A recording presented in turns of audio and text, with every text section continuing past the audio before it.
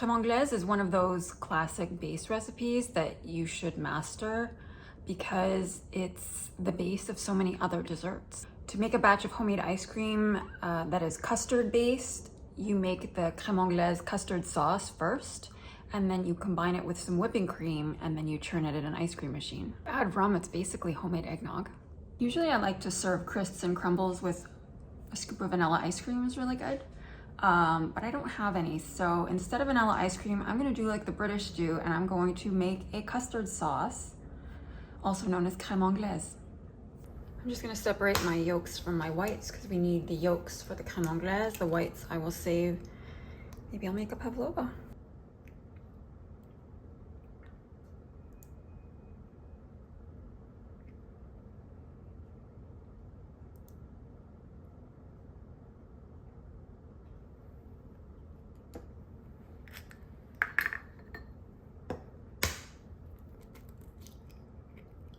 Separate cold eggs from the fridge. If they're too warm, you're gonna have a hard time and you might break the yolk more easily.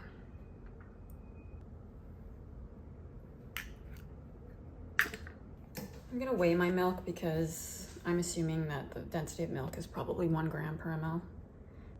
And I'm gonna add half the sugar to the milk.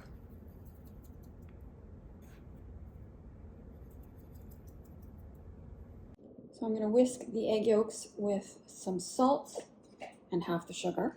This step is called blanchir les oeufs in French. You're just lightening the yolks. When egg yolks come in contact with sugar, they tend to sort of cook and become hard, like a hard-boiled egg yolk.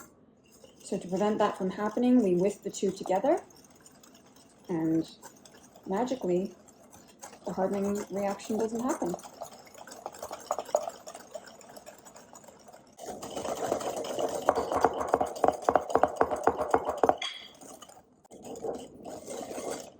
So the egg yolks are ribbony and light in color. That's perfect, so they won't cook when in contact with the sugar.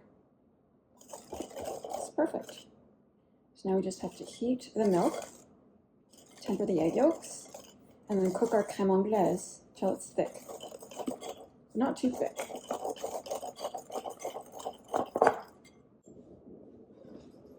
Just gonna use a little spatula. Everything off the sides.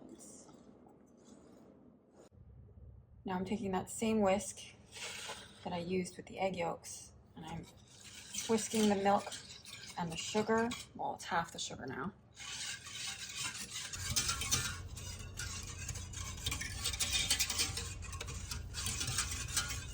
We actually don't use a whisk for crème anglaise, so I'm going to switch to a wooden spoon because we're not trying to incorporate air. The difference between a crème anglaise and a pastry cream, crème anglaise does not have any thickener or starch, flour, none of that. It's really purely just milk, egg yolks, sugar, and some vanilla. Pastry cream has that addition of flour or cornstarch, and you will bring it to a boil, and you will boil it high and hard for a few minutes to thicken it. Whereas crème anglaise is cooked low and slow after the eggs are incorporated, and it's really to promote evaporation and the thickening of those yolks without cooking them though, because you don't want a hard-boiled egg yolk lump in your smooth crème anglaise.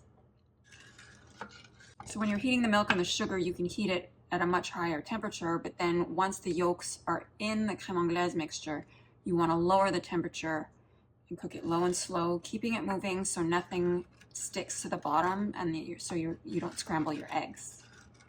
The goal is to create a smooth sauce. You want to be able to strain your custard sauce really fast to avoid it cooking on the bottom of your pot. So as soon as it's done cooking, I strain it through a sieve that is placed over this is a 4-cup measuring cup because I have 750 mils of milk. I've set up a mug and my salt container here just to stabilize the handle so that when I pour, I'm not worrying about this falling over. I mean, it's still a little unstable, but it's pretty decent. This works well.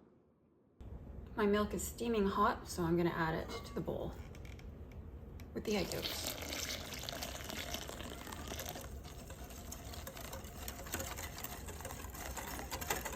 how you temper eggs.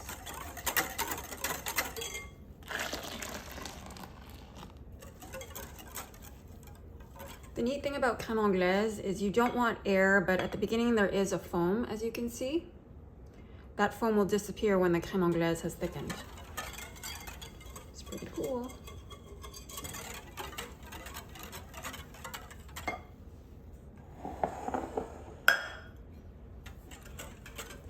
Now we're going to carefully transfer it back.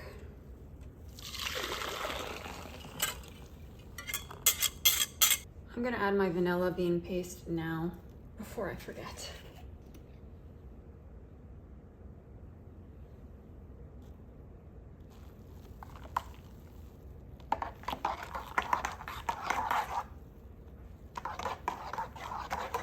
I'm just rinsing the spoon off in the milk so I get all those little vanilla seeds because they're so cute.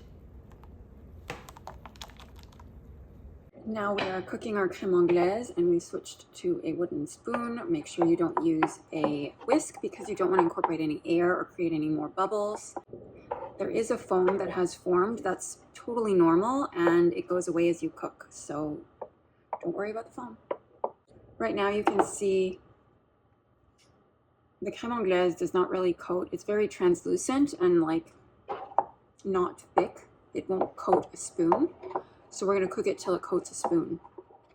You also know when a crème anglaise is done cooking because it will be less fluid. You see right now when I stir and I lift my spoon, the crème anglaise keeps spinning. When it's cooked, when I stir and lift my spoon, it will stop spinning. This will make more sense when it happens. Another way to tell if your crème anglaise is done is to use a instant read thermometer. We're usually aiming to go to about 83 degrees Celsius, so we are not there at all. Just cook it low and slow. In pastry school, they taught us to stir in a figure 8. I think the reasoning was to be able to stir in the middle and the edges and to catch any areas in the pot where the eggs might be settling on the bottom and cooking. I think that's just a suggestion. I don't think it makes a difference how you stir. Just don't use a whisk.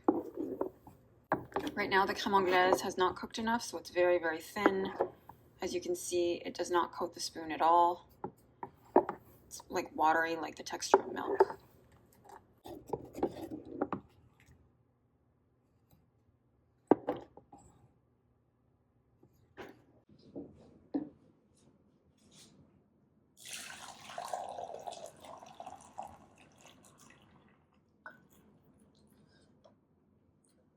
See, I dawdled and I scrambled the eggs. Oh. It's not too bad though. Okay.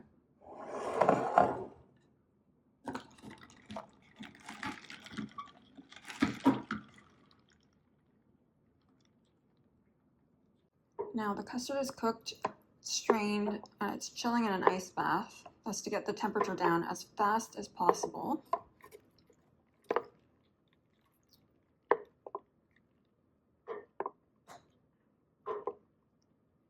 We're still going to chill it in the fridge for an hour or two while our crumble cools, but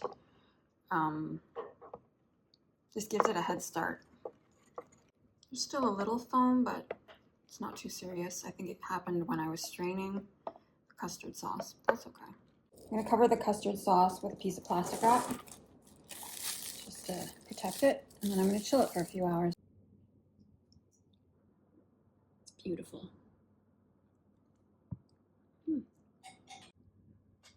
It's going to be a nice pouring texture, but it's not too thick, but it definitely coats the spoon. You still see those vanilla bean flecks, even though we strained it, which is nice.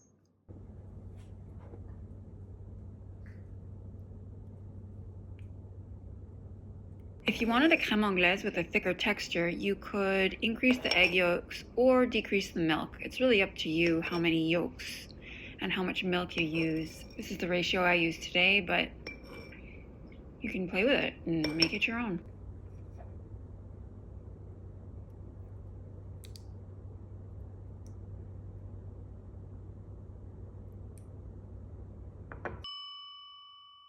Most people would just get in their cars and drive to get ice cream to serve with a rhubarb crumble, but instead I make custard sauce from scratch. I don't know what that says about me.